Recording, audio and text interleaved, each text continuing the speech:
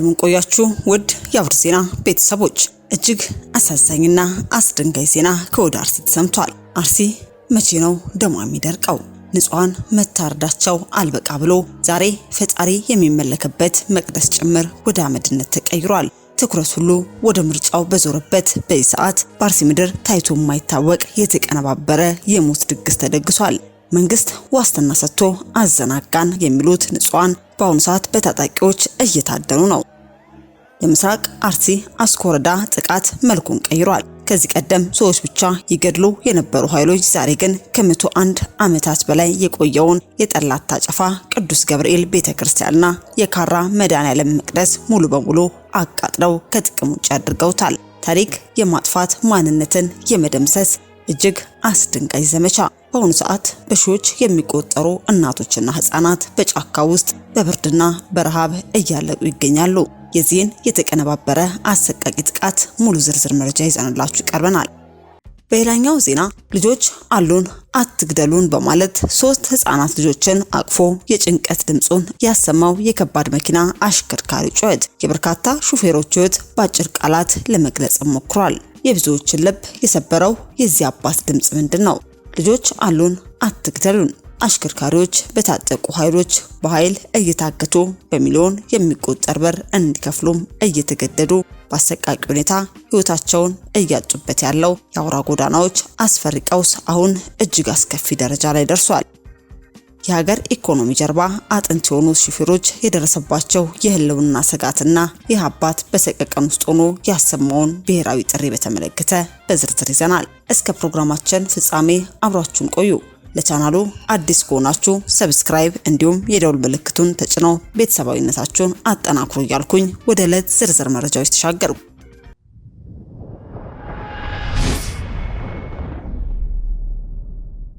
በተቀዳሚው መረጃችን ልጆች አሉን አትግደሉን 3 ህፃናት ልጆችን አቅፎ የጭንቀት ድምጽን ያሰማው የከባድ መኪና አሽከርካሪ ምስል የማህበራዊ ሚዲያውን ማህበረሰብ እያስለቀሰ ይገኛል።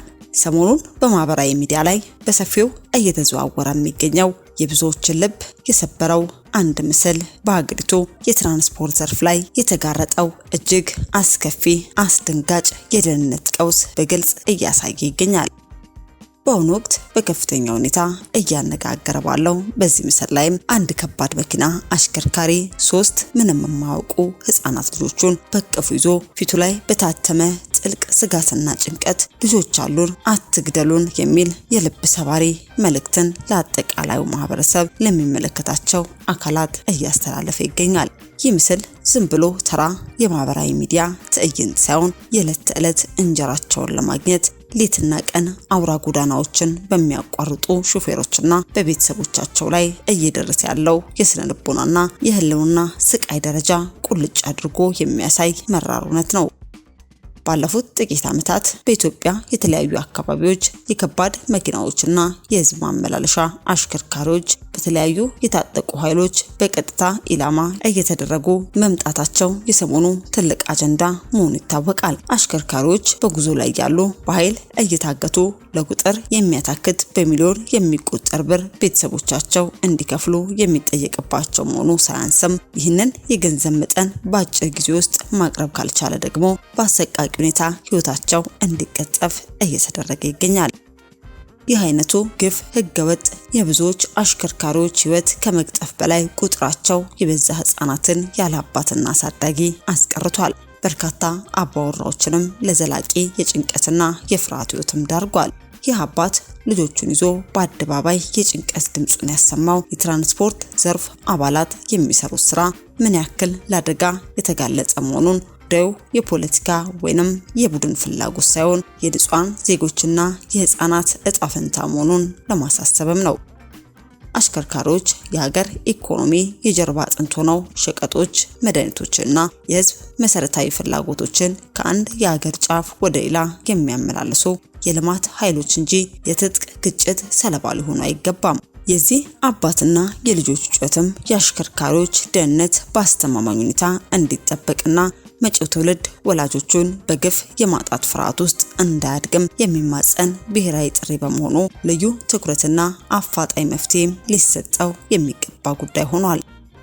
በሀገሪቱ አውራ ጎዳናዎች ላይ በአሽከርካሪዎች ላይ እየተፈጸመ ያለው እገታና ግድያ እንዲሁም ይህ 3 ልጆችን አቅፎ አትግደሉኝ በማለት ድምጹን ያሰማው አባትም ልብ ሰባሪ ልመና እንዴት ሳያችሁት? መንግስትና የጸጥታ አካላት የሾፌሮችን ደህንነት ለማስጠበቅ በአስቸኳይ ምን አይነት እርምጃ መውሰድ አለባቸው ይላሉ? ሐሳባችሁን በኮሜንት ላይ አጋሩን።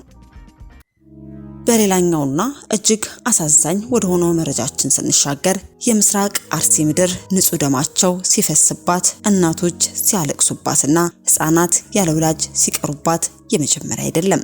ከዚህ ቀደም በዚህ ስፍራ በተደጋጋሚ ጊዜያት እጅግ አሳዛኝ ዘግናኝና ልብ የሚሰብሩ የማንነትና የሃይማኖት ተኮር ጥቃቶችና ግድያዎች ይፈጸሙ እንደነበር ይታወቃል። አርሲ የብዙ ሰማዕታት ደም የፈሰሰባት ስፍራ ናት። ይሁን እንጂ የዛሬው ጥቃት ግን መልኩን ሙሉ በሙሉ ቀይሯል። የዛሬው ጥቃት ቀደም ሲል ከነበሩት ጥቃቶች ሁሉ እጅግ የከፋና አስደንጋጭነቱ ወደ ላቀ ደረጃ ያደረሰው በጥቃቱ የተሳተፉት ኃይሎች በሰው ሕይወት ላይ ብቻ ሳይሆን በፈጣሪ መቅደስ ላይ ጭምር እጃቸውን ማንሳታቸው ነው።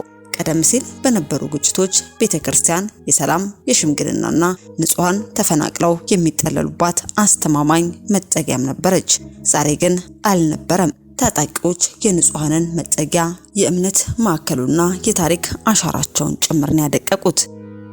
መሰረት ሚዲያ ከአካባቢው ባረጋገጠው መረጃ መሰረትም በጥቃቱ በአስኮ ወረዳ በሚገኙ በጸለታ ገብርኤልና በኩፋቴና መድኃኔዓለም አካባቢዎች ላይ ታይቶ የማይታወቅ ከፍተኛ ውድመትና ዘረፋም ደርሷል። አስደንጋጭነቱ ከፍ የሚያደርገው ታላቅ ክስተት የተፈጸመው በጠላታ ጨፋ ቀበሌ ነው። እዚህ ስፍራ ላይ ከ101 ዓመታት በላይ ከ101 ዓመት በላይ የአካባቢው ማህበረሰብ ታሪካዊ መለያ የትውልድ ማህደርና የሃይማኖት ጽናት ምልክት ሆኖ የቆየው የጠላታ ጨፋ ቅዱስ ገብርኤል ቤተክርስቲያን ሙሉ በሙሉ በእሳት እንዲጋይና እንዲወድም ተደርጓል። የአባቶቻችን አጥንት ደም የፈሰሰበት ለአንድ ክፍለ ዘመን ተጠብቆ የኖረው ቅዱሱ ታሪክ ዛሬ ወደ አመድነት ተቀይሯል። ይህ ብቻ አይደለም። የካራ ኩፋቴና መድኃኔዓለም ቤተክርስቲያን ንብረት የሆኑ ልዩ ልዩ የአገልግሎት መስጫ ክፍሎች፣ የእንግዳ ማረፊያዎች፣ የቅዱስ መጽሐፍ ማከማቻዎችና ልዩ ልዩ ህንጻዎችም በተመሳሳይ ሁኔታ በእሳት እንዲጋዩና ሙሉ በሙሉ ከጥቅም ውጪ እንዲሆኑም ተደርጓል። ይህ የሚያሳየው ጥቃት ሰብአዊ ፍጡራንን ማጥፋት ብቻ ሳይሆን የማህበረሰቡን ሃይማኖታዊ ማንነትና ታሪካዊ ስርጭትን ከምድረገጽ የማጥፋት ዓላማ የነበረው መሆኑ ነው። ጥቃቱ የተጀመረው ግንቦት 23 ቀን 2018 ዓ.ም ቢሆንም በዚሁ አላበቃም። ዛሬ ግንቦት 4 ቀንም በተደራጀ ስልት ቀጥሎ ውሏል። በአሁኑ ሰዓት በወረዳ ስር በሚገኙ በርካታ ቀበሌዎች ውስጥ እጅግ የከፋ የተባለና ህዝቡን የማሳደድ ጥቃት እየተካሄደ ይገኛል።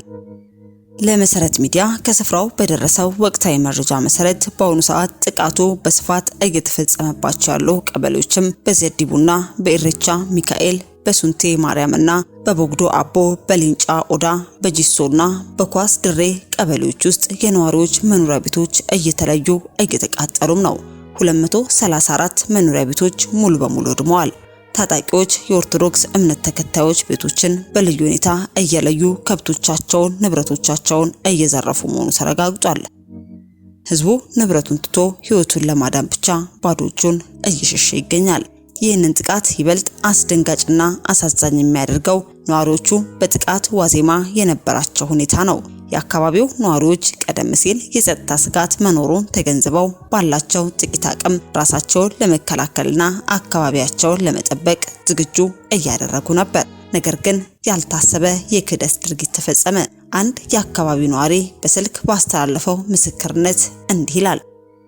እኛ ራሳችንን ለመከላከል በንቃት እየጠበቅን ነበር።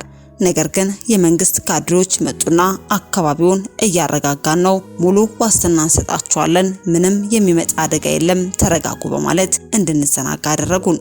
የመንግስት ቃል አምነን መከላከያችንን ስናላላ ታጣቂዎች ከያቅጣጫው ከበው ጨፈጨፉን። ለመንግስት መታመናችን ለሞት ዳረገን። ይህ ምስክርነት በህዝብና በመንግስት መካከል ያለውን እምነት የሚያጠፋ የጸጥታ አካላት ሆን ብለው የንጹሃኑን መከላከያ እንዲላላ ማድረጋቸውን የሚያሳይ እጅግ አሳሳቢ ክስተት ነው። በተጨማሪም በአሁኑ ወቅት በአገሪቱ ያለው አጠቃላይ ትኩረት ወደ ሀገራዊ ምርጫ ማድላቱን እንደ ምቹ አጋጣሚ በመጠቀም በጥቃቱ ላይ መሰማራታቸውም ታውቋል። ይህ ጥቃት የፈጸመው በሀገራዊ ምርጫ ዋዜማ በዕለት የታቀደ ይመስል የተፈጸመ መሆኑን መረጃዎችም ያሳያሉ። በኢሳት የአስኮ ወረዳ ነዋሪዎች አካባቢውን ሙሉ በሙሉ ለቀው ሱንቴ ወደሚባል ስፍራና ወደ ተለያዩ ጫካዎች ለመሰደድም ተገደዋል። ንብረታቸውን መኖሪያ ቤታቸው የተቃጠለባቸው ወላጆችና ልጆቻቸውን ያጡ በሺዎች የሚቆጠሩ ነዋሪዎችም በአሁኑ ሰዓት በምስራቅ አርሲ ጫካ ውስጥ ይገኛሉ። በእነዚህ ጫካዎች ውስጥ መጠለያ የለም፣ ምግብ የለም፣ ንጹህ መጠጥ ውሃም የለም። ህፃናት በብርድ በረሃብ እያለቀሱ ነው። እናቶች የሚያጠቡት ወተት አጥተው በምሬት ላይ ይገኛሉ። ይባስ ብሎ አስክሬኖች በየሜዳው ወድቀው የሚቀብራቸው ሰው አጥተዋል። ምክንያቱም ታጣቂዎች አሁንም በየአካባቢው ላይ ስላሉ። ወደ አስክሬኑ ለመቅረብ የሞከረ ሰው ተጨማሪ የጥይት ሰለባ እየሆነ ይገኛል። እባካችሁ የቀረነው በህይወት እንድንኖር ድምጻችንን ለዓለም አሰሙልን በማለትም ለመሰረት ሚዲያ ድምጻቸውን ምሬታቸውን ያስተላለፉት የአካባቢ ተወላጆች መንግስትና የሚመለከታቸው የፌዴራል የክልል የጸጥታ አካላት በአስቸኳይ ጣልቃ እንዲገቡ እየለመኑ ነው። ይህ እየተካሄደ ያለው ደም አፍሳሽ ጥቃትም መፈናቀልና የታሪክ ማጥፋት ዘመቻ በአስቸኳይ ሊቆም ይገባል። ለተፈናቀለው በጫካ ውስጥ ለሚገኘው አቅመ ቢስ ህዝብም አስቸኳይ የሰላምና የሰብአዊ ድጋፍ ማቅረብ የመንግስት ቀዳሚ ተግባር ሊሆንም ይገባል። የተከበራችሁ የቻናላችን ቤተሰቦች የዚህን የተጨፈጨፈ ህዝብ የወደሙትን አብያተ ክርስቲያናትና በጫካ ውስጥ የሚሰቃዩት ወገኖቻችን ድምጽ ለሚመለከተው አካልና ለዓለም አቀፍ ማህበረሰብ ለማድረስም ይህንን ቪዲዮ ላይክና ሼር በማድረግ ሰብአዊና ሃይማኖታዊ ኃላፊነታችሁን ተወጡ። የእናንተ አንድ ሼር የብዙዎችን ህይወት ሊታደግ ይችላል። በምስራቅ አርሲ በአስኮ ወረዳ ስለደረሰው አስደንጋጭ ጥቃትና የቤተ ክርስቲያን መውደም ያላችሁን ስሜት አስተያየት በኮሜንት መስጫ ላይ አስፍሩልን።